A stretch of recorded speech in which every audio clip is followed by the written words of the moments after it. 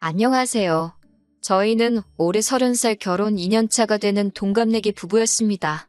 아이가 없어서 여지껏 연애할 때같이 잘 지내왔어요. 특히나 저희 부부의 특성상 양가 어른들 간섭도 받을 일이 거의 없었기 때문에 신혼생활 분위기를 더 오래 만끽할 수 있었네요. 양가 어른들의 간섭을 받지 않은 이유는 저희 부부가 신혼생활은 미국에서 했기 때문입니다. 신랑은 9년 전쯤에 유학을 왔다가 눌러앉은 경우고 저는 하고 싶은 공부가 있어서 다니던 회사를 그만두고 공부를 하러 왔다가 처음 만나게 되었어요. 남편의 경우는 유학 비자를 유지하면서 근처에 있는 교민들이 많은 지역에 가서 일을 하면서 돈을 벌고 있었습니다. 저랑 처음 만난 것도 제가 공부만 하다가 한국이 그리워서 찾아간 한인타운에서 처음 인연을 쌓아가게 되었고요. 아무튼 그렇게 서로 인연이 닿아서 1년여간의 만남을 이어오다가 둘 사이에 결혼 이야기마저 오가게 되었습니다. 성격적으로도 너무 잘 맞고 둘이 살면 평생 다툼 없이 행복하게 잘 지낼 거라고 생각했어요. 그때는 미국에 살고 있었으니까 제가 너무 성급하게 결정을 내린 잘못이 크겠네요. 신랑이 미국 대학교를 졸업하지는 않았지만 직장이 있었고 돈도 잘 벌고 있는 데다가 심지어 그 직장에서 남편의 영주권까지 도와준다고 했고 저도 미국에서 공부를 하면서 이민 생각을 안 했던 게 아니기 때문에 결혼에 대해서도 굉장히 긍정적이었습니다. 저도 학업이 끝난 상황이 아니었고 남편도 직장 때문에 자리를 오래 비울 수가 없는 상황인지라 결혼식은 간소하게 치러졌어요. 2주일 일정으로 한국으로 돌아와서 양가 상견례부터 결혼식까지 다 끝내버리고 왔으니 그 일정이 엄청나게 빠듯하고 정신없었습니다. 처음 뵌 남편의 부모님은 그냥 인상 좋으신 평범한 분들이라는 첫 인상이었습니다. 신랑이 미국 생활을 하면서 한국을 한 번도 들어갔던 적이 없어서 부모님과는 7년 만에 처음으로 재회를 한 상황이었지요. 그래서 어머님이 아들 하시면서 옆에 꼭 붙어있는 게 어찌 보면 당연하다고 생각했습니다. 아들을 향한 집착이 그 정도로 심하신 분이라고는 생각도 못했어요. 신랑도 당연히 오랜만에 뵙는 어머니이다 보니 애틋해서 그런 건 줄 알았죠. 7년이라는 시간을 떨어져 살았으니 저도 사실 남편이 어머니를 그렇게 애틋하게 생각하는 사람일 거라고는 생각도 못했어요. 더군다나 2주밖에 안 되는 짧은 기간 동안 그 모든 걸 판단할 수 없는 상황이었습니다. 결혼식을 마치고 저희가 정식으로 부부가 된 뒤 미국으로 다시 출발하는 공항에서 시어머니께서 남편한테 엄마가 차라리 아들 따라서 미국에서 같이 살까 물어보시는 게 그냥 하시는 말인 줄로만 알았어요.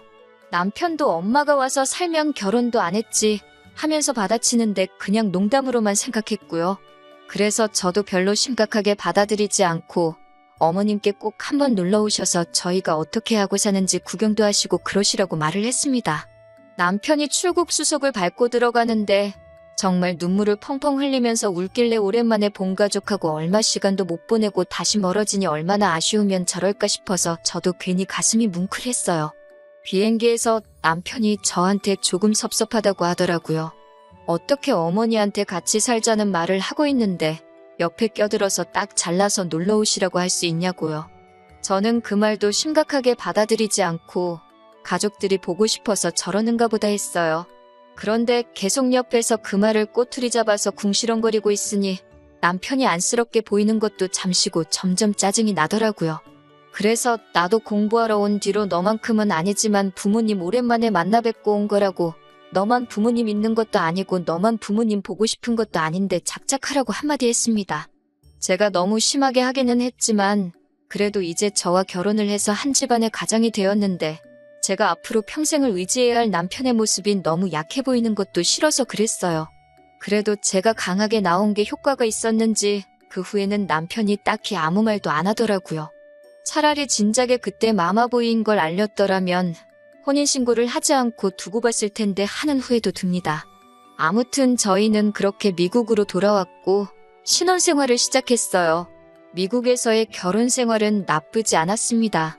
특히 저희가 결혼식을 올리고 돌아와서부터는 전 세계가 바이러스의 공포로 벌벌 떨게 되었고 저도 그 비싼 등록금이 아깝게 느껴질 정도로 허접한 온라인 수업을 들어야 하는 게 불만이었어요. 불행 중 다행인 건 신랑이 거기서 벌이가 나쁜 편은 아니었습니다.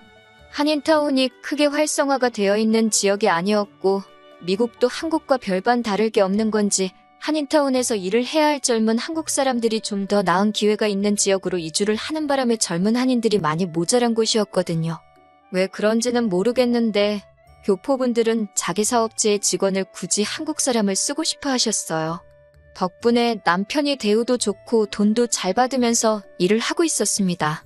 말했다시피 영주권도 진행이 되고 있는 상황이었고요. 그런데 그 유행병 때문에 참 상황이 안 좋게 돌아가게 되었어요. 제가 비싼 돈 내고 듣는 수업의 질이 떨어진 건 둘째치더라도 남편이 다니는 가게 사정 또한 안 좋아지기 시작했습니다. 영주권을 진행해준다고 해도 서류 문제나 여러 가지 수속들은 이민 전문 변호사를 통해서 해야 됐고, 그로 인해 들어가는 부수적인 비용들 모두 남편의 월급에서 해결을 해야 했거든요. 그런데 유행병이 심해지니 덕분에 이민국 업무가 마비가 돼버리고 말았어요. 엎친 데 덮친 격으로 날이 갈수록 남편이 다니는 가게 사정이 안 좋아지기 시작하더니 결국 문을 닫아버리고 만 것입니다.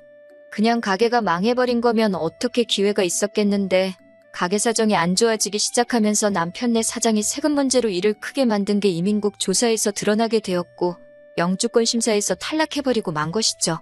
참 억세게도 운이 없던 거예요.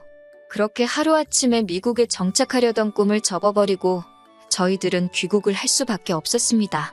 뭐 좋은 이야기도 아니니 이민 생활 실패한 건 여기서 그만하도록 하겠습니다. 아무튼 한국에 돌아와서도 정말 정신이 없었어요. 다행히 영주권이 불투명해지면서 결혼하면서 미국에 정착을 위해 가져왔던 자금을 그대로 가져올 수 있었습니다. 정말 불행 중 다행인 건 저희가 결혼식을 올릴 때보다 환율이 조금 올라서 환차로 이득을 볼 수 있었다는 거예요. 그래봤자 2년 사이에 천정부지로 올라버린 집값과 물가를 생각하면 전혀 돈을 번 느낌이 들지는 않았지만 그래도 저희가 한국에서 살 신혼집을 구하는 데는 모자람이 없는 돈이었습니다. 그렇게 저희는 한국으로 돌아가게 되었습니다. 저희가 귀국하고 저희를 가장 반겨준 건 시어머니였습니다. 오매불만 기다리던 아들이 돌아왔으니 그렇게 기쁜 일이 따로 없으셨겠죠. 반겨주신 건 감사하지만 한편으로는 조금 서운하기도 했습니다. 사실 저희가 미국에서 정착하는 걸 목적으로 만나 연애해서 결혼까지 하게 된 건데 결혼 2년 만에 상황이 안 좋아져서 시작도 못 해보고 돌아오는 거나 마찬가지잖아요? 조금만 더 있었으면 오히려 영주권도 나와서 주기적으로 저희가 오며 가며 해도 다시 볼 수 있는 거고 집을 사게 되면 시부모님께서 놀러 오셔도 되는 상황이었잖아요. 당장 다시 만나서 반가운 건 이해는 하지만 무조건 잘 왔다고 하시는 게 이해가 가질 않았습니다. 당시 가장 큰 문제는 그나마 다행스럽게도 제가 미국에서 공부했던 건 다 학력으로 인정을 받아 좋은 조건의 회사에 곧바로 취직을 할 수 있었지만 대학 졸업까지 포기하고 미국 생활 평생을 바쳐 일한 곳이 따지고 보면 그저 동네 구멍가게였던 신랑은 학력도 경력도 인정받을 수 없어서 직장을 찾는 게 하늘의 별따기였습니다. 미국에서 살았다고 무조건 영어를 잘하는 것도 아니어서 영어 선생님 같은 건 꿈도 꿀 수가 없었어요. 그 부분에 대해서 제가 살짝 불만스럽게 말하고 앞으로 어떻게 해야 할지 고민이라고 말했는데 어머님은 무작정 우리 아들은 뭐든지 다 할 수 있다고 중고등학생 때나 해줘도 먹힐까 말까 한 막연한 기대감으로 칭찬을 하고 계시는 겁니다. 거기다가 대고 나를 세울 수가 없으니 그저 한숨만 나올 뿐이었어요. 어머님은 저를 따로 방으로 부르시더니 저보고 제정신이냐며 역정을 내기 시작하셨습니다. 이제 시작하려는 애한테 용기를 주지는 못할 망정 기를 죽이고 있냐고요. 저는 기를 죽인 게 아니라 현실을 보고 말씀드리는 거라 했더니 너 잘났다며 어디 어른이 말하는데 따박따박 말대꾸를 하냐고 말하고 대화를 단절시켜버리는 겁니다. 저희가 살 거처가 마련될 때까지는 저는 친정에서 남편은 시댁에서 떨어져 지내기로 했습니다. 그렇게 시어머니와 한바탕 하고 친정으로 혼자서 돌아가고 있는데 남편한테 연락이 오더라고요. 제 기분을 풀어주려고 전화를 한 건가 싶어서 받았더니 말끝마다 엄마가 물어보라는데 하면서 별 쓰잘데기 없는 질문을 하더라고요. 신혼집을 구할 때 친정에서는 돈을 얼마나 더 해주신다니 제가 취직하기로 한 곳에 자기가 일할 곳은 없는지 한번 물어봐달라고 했다느니 돈은 얼마씩 받고 일하는 거냐 하는 것들이요. 이렇게 마마보이인지도 몰랐는데 물어보는 질문의 수준만 봐도 한숨이 나와서 그걸 네가 알아서 뭐 할 거냐고 말하고 전화를 끊어버렸습니다. 그나마 다행이었던 건 시부모님이 한국에서 식당을 하나 운영하셨다는 것이었고 신랑이 거기서 서빙일이라도 하면서 용돈벌이를 할 수 있었다는 거예요. 돈은 얼마 되지 않겠지만 그래도 아무것도 안 하는 것보다야 괜찮겠다 생각했습니다. 그런데 문제가 터져버린 거예요. 미국도 그랬지만 한국도 그 시국에 자영업자들이 많이 피해를 봤다는 건 저도 익히 듣고 봐와서 알고 있습니다. 시부모님의 가게도 당연히 같은 상황이었겠지요. 그래도 요즘은 많이 완화되었고 뉴스에서 보니까 오히려 서비스직의 일자리는 많은데 일하려는 사람이 없다고 총체적인 구인난이라는 소식까지 들었는데요. 차라리 시부모님이 하는 가게가 아니라 생판 모르는 사람이 하는 데서 일을 했으면 괜찮았을 텐데 말입니다. 남편이 시부모님 가게에 일을 나가기 시작한 지도 2달이 다 되어 가는데 남편이 돈 한 푼 가져온 적이 없었어요. 다른 사람도 아니고 아들인데 설마 돈을 떼먹으시려나 싶어서 아무 말도 안 하고 있었습니다. 그때는 저희가 살 집을 구한 상황이었고 돈이 조금 모자라서 양가의 지원을 똑같이 받은 상황이었어요. 그런데 차가 없으니 너무 불편하더라고요. 요즘 중고차 값도 많이 오르고 해서 난감한 상황이었는데 직장에서 알게 된 동료가 이번에 차를 바꾸게 된다면서 관심이 있으면 연락을 달라고 했거든요. 그런데 집에 거의 모든 돈이 묶여버리게 되면서 차값을 낼 돈이 조금 모자란 상황이었습니다. 그러니 언젠가는 주시겠지 싶었던 남편의 월급이 생각날 수밖에 없었어요. 그래서 남편이 집에 들어왔을 때 일한 지 2달이 다 되었는데 돈은 언제쯤 주시는지 알고 있냐고 물어봤습니다. 그런데 남편이 저한테 인상을 팍 쓰면서 돈을 어떻게 받냐고 하더라고요. 어머니가 우리 살 집을 해주시는데 돈을 그렇게 많이 쓰셨는데 공짜로 일을 해줘도 모자라다고 하면서 말이죠. 그러면서 자꾸 제 월급이 얼마나 되느냐 물어보더니 우리도 이제 집도 생기고 자리도 잡았으니 부모님들께 한 달에 100만 원씩은 드려야 하는 거 아니냐는 헛소리를 하는 겁니다. 제 월급이 얼마인지 말 안 해준 게 천만다행이라는 생각도 들고 이 인간이 지금 제정신이 아니라서 뭐가 똥이고 뭐가 된장인지 구분도 못하고 있는 건가 하는 생각이 들었어요. 집 살 때 시댁에서만 돈을 해줬냐고 친정에서도 똑같이 해줬는데 그 돈을 왜 시댁에만 갚아야 하냐고 한마디 했습니다. 그리고 정당하게 일을 했는데 그 돈을 왜 못 받아오냐고 좋은 말로 할 때 2달치 월급 받아오라고 했습니다. 자꾸 엄마가 힘들어 보이는데 돈을 어떻게 달라 그러냐. 그럼 이번 달까지는 안 받기로 한 거니 안 받겠다. 다음 달부터 받아오겠다. 뭐 이런 이야기를 하는 겁니다. 헛소리 집어치우라고 대신 저도 100번 양보해준다고 말하고 첫 달치는 그래 용돈 드린 셈 치자 하고 넘어가기로 했습니다. 이번 달치 월급은 꼭 받아오고 그 월급 받으면 요즘 어머님 가게 같은 일자리는 구하기 어렵지 않아 보이는데 당장 그만두고 다른 데서 일을 하라고 했어요. 남편은 깨갱하면서 결국 그렇게 하겠다고 했고요. 그리고 다음 날에 저는 회사에서 시어머니한테서 걸려온 전화를 한 통 받아야 했습니다. 회의 중이라서 전화를 일부러 끊었는데도 끈덕지게 전화가 오길래 아주 난감했어요. 정말 포기를 모르고 수십 통의 전화를 거시더군요. 잠깐 짬이 생겼을 때 회사라서 전화를 받기 곤란한 상황이라 제가 다시 전화를 드리겠다고 말을 했는데도 불구하고 어머님은 뭐가 그렇게 잘나가지고 어른이 전화하는데 안 받고 개기냐고 성질을 부리시는 겁니다.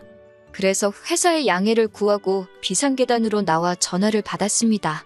시어머니는 제가 전화를 걸자마자부터 언성을 높이면서 네가 뭔데 우리 아들을 어쩌고 저쩌고 하시면서 화를 내기 시작하셨어요. 왜 잘하고 있는 우리 아들 기를 죽이냐. 아들이 부모 생각해서 효도 좀 하겠다는데 그걸 못하게 하는 거냐면서 화를 내시더니 남편 보고 다른 가게에서 일을 하라고 했던 말까지 꺼내시면서 모처럼 아들이 부모하고 그동안 같이 못 보낸 시간을 보내겠다는데 네가 뭔데 가족의 화목함을 깨트리려고 하냐고 온갖 심한 말은 다 하시더라고요. 듣다가 저도 더 이상 참을 수가 없어서 전화를 그냥 끊어버리고 눈치는 보였지만 그 길로 회사에 조퇴 신청을 해서 어머님 가게로 쫓아갔습니다. 남편은 들어오는 저를 보고 흠칫 놀랐는데 어머님은 놀란 기색도 없이 저를 보자마자 저 망할 것 하면서 무슨 낯짝으로 여길 찾아왔냐고 하시는 겁니다. 제가 가게까지 찾아간 건 더 길게 이야기를 할 생각이 없어서란 것도 모르시고 제가 무슨 사죄를 하러 온 건 줄 착각하시고는 잘못을 해서 어른들한테 잘 보이러 왔으면 손에 뭐라도 들고 오는 게 예의가 아니겠냐며 제가 그렇게 예의도 모르는 사람인 줄 몰랐다고 그걸 미리 알았다면 결혼도 안 시켰을 거라고 하시는 거예요. 그 말을 듣자마자 저도 목구멍까지 올라왔다가 다시 들어간 말을 그냥 뱉어버렸습니다. 제가 여기 사과하러 온 줄 아셨냐고 어머님이 아들을 아직 더 품어있고 싶어하는 것처럼 보여서 그 소원 들어드리러 온 거라고 말하고 이혼하겠다고 당당하게 한마디 했습니다. 아들 그렇게 계속 품고 살라고 말이죠. 미국에서 정착하려는 모습에 자립심이 강한 사람인 줄 알고 결혼을 했는데 아직도 엄마 품을 못 떠나는 햇병아리라면 그냥 엄마 품에서 계속 살게 해주는 게 서로를 위해서 좋겠다고요. 신혼집에 들어간 돈은 양가에서 똑같이 들어갔지만 어머님이 아드님 월급 한 달치 떼먹은 만큼 저한테 더 지분이 있는 거라고, 그러니 들어간 돈만큼 돌려드릴 테니 집은 제가 갖겠다고 했어요. 어머님이 집을 왜 네가 갖냐고 또 노발대발 하시길래 어떻게 하든 상관없다고, 그럼 집값의 반을 이달 내로 저한테 보내라고 했습니다. 어차피 시부모님도 집 해준다고 대출을 더 받으신 걸로 알고 있고 직장도 없는 남편한테 그만한 대출이 나올 리가 없거든요. 남편 쪽에서 집값의 반을 줄 수 있는 능력이 안 되는 걸 알고 한 말이었습니다. 현실을 좀 봤으면 해서 일부러 그렇게 말한 거예요. 당연히 그 돈을 못 만든다는 계산이 섰는지 시어머니가 쩔쩔매기 시작하더니 다시 언성을 높이면서 그깟 집은 네가 가져가라고 또 말을 바꾸는 겁니다. 시어머니한테 능력도 안 되는 아들 어떻게든 잘 살아보려고 노력하는 며느리를 이렇게 놓치게 된 거 평생 후회할 거라고 한마디 해줬습니다. 제가 지금 받는 월급이 얼마고 저 혼자 얼마나 잘 살 수 있고 그런 이야기는 하지도 않았어요. 시어머니는 노발대발하며 저거 말하는 꼴 좀 보라며 성질을 내셨고 남편은 옆에서 구경만 하면서 어쩔 줄 몰라 하더라고요. 그 모습을 보니 차라리 더 시간 끌 필요 없이 빠르게 이혼을 결정한 게 잘한 생각이라는 확신이 들었네요. 그 길로 저는 집으로 가서 남편 짐을 집에서 다 빼버렸습니다. 저녁에 돌아온 남편은 집에 들어와서도 아무 말도 없이 제가 빼놓은 짐을 보고 눈치만 보고 있더라고요. 정말 이혼을 결심한 게 100번 잘했다는 생각이 듭니다. 뭘 멀뚱히 보고만 있냐고, 그 짐 들고 니네 엄마 품으로 썩 꺼지라고 하니 말 한마디도 못하고 집으로 짐을 가지고 갔어요. 그렇게 남편을 엄마 품에 반품한 지 일주일도 안 돼서의 일입니다. 또 회의 중인데 전화가 한 통 오더라고요. 시어머니였습니다. 전화를 일부러 끊어버리니 저번과는 다르게 또 전화를 걸지 않았어요. 회의가 끝나고 무슨 일로 전화하신 거냐 다시 전화를 드렸더니 세상 나긋나긋한 목소리로 전화를 받으시더군요. 뭐하니? 많이 바쁘니 하면서 제 눈치까지 보시면서 말이에요. 왜 전화하셨나 싶어서 먼저 시어머니가 물어보실 만한 질문을 생각해서 제가 먼저 집값 드리기로 한 건 그달 말까지 준비해드리겠다고 했습니다. 그 돈 받고 나서 이혼 서류에 도장 찍으면 되겠다고 말씀드렸더니 그 말 하려고 전화한 게 아니랍니다. 아무렴 말은 그렇게 했어도 어머님도 생각이 있으실 테니 어렴풋이 눈치는 채고 계셨을 거예요. 당신 아들이 이민생활 실패하고 나서 혼자가 되면 앞으로 웬만해서는 길이 열리지 않을 것이라는 걸, 그리고 어머님이 평생 아들을 품고 계실 수도 없는 노릇이고 옆에 누군가는 있어야 한다는 걸 말이죠. 아니나 다를까 어렵게 꺼내는 말씀이 결국 오랜만에 아들을 만나서 그간 못해줬던 걸 해주고 싶다 보니 자기가 더 유난을 떤 것 같다면서. 제가 그렇게 떠나버리고 나니 아들이 저를 너무 보고 싶어 한다나요? 그러면서 제가 어머님 앞에서 큰소리 친 것도 다 눈 감아줄 테니 그냥 아무 일도 없었다는 듯이 자기 아들하고 살아달라는 거예요. 결국 끝까지 잘못했다는 말은 하지 않고 또 제가 큰소리를 쳤네, 그렇게 뒤도 안 돌아보고 가버렸네 하면서 무조건 제 잘못이고 그걸 다 용서해줄 테니 돌아오라는 식으로 말하시더라고요. 제가 한번 져주고 다시 남편과 합치는 방법도 있었겠지만 시어머니의 태도를 보니 결국 제가 모든 걸 품고 그렇게 돌아가 버린다면 앞으로도 계속해서 똑같은 일이 반복될 것이라는 게 안 봐도 눈앞에 선했습니다. 그런 스트레스를 받으면서까지 이어가야 할 결혼 생활이 아니라고 생각이 들어서 아드님도 어머님 곁을 떠나고 싶어하는 것 같지 않고 어머님도 남편 말에 순종하고 어머님 말에 복종하는 며느리를 보실 자격이 있으시니 저 말고 다른 사람을 찾아보는 게 좋겠다 말씀드리고 앞으로 전화는 되도록이면 변호사를 통해서 해주셨으면 좋겠다 말씀드리고 전화를 끊어버렸습니다. 그렇게 결국 이혼을 하게 되었네요. 몇몇 사람들은 제가 잘못했다고 합니다. 이민 생활에 실패한 남편이 수입이 적어지니 그걸 견디지 못해 남편을 버린 여자라고요. 하지만 그건 사실이 아닙니다. 남편이 어디 가서 최저시급을 받으며 일을 하더라도 자기 주관이 뚜렷하고 우리 둘의 더 나은 미래를 위해 노력하는 사람이었다면 그 모습을 높게 사서 오히려 응원을 해줬을 거예요. 자기 코가 석자인 상황에 부모님 먼저 챙기는 효자 아들이면 저와 새로운 가정을 꾸리는 게 아니라 부모님 곁에서 평생 뒷바라지를 하면서 사는 게 맞지 않나 하는 생각이 드네요. 제가 볼 땐 어머님, 아버님께서 남편을 뒷바라지하면서 살아야 할 것 같지만 말이에요. 집 문제도 직장 문제도 다 해결이 되었으니 한동안은 저는 최선을 다해 저희 인생을 살아보려고 합니다. 제 사연은 이걸로 끝내도록 할게요.